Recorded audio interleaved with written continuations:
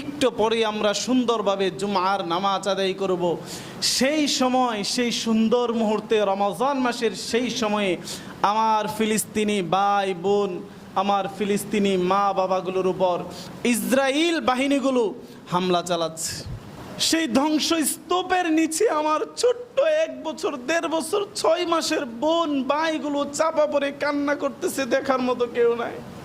আমার টাকা নিয়ে আমার বোনকে হত্যা করছে, আমার ভাইকে হত্যা করছে। আপনি ফিলিস্তিনের শিশুগুলোর স্থানে আপনার আমার সন্তানকে চিন্তা করে দেখেন কি অবস্থা হয়, কি অবস্থা হচ্ছে তাদের। আমার চোখের সামনে আমার সন্তান এরকম হইলে কি হইতো, আমার অন্তর কি বলতো?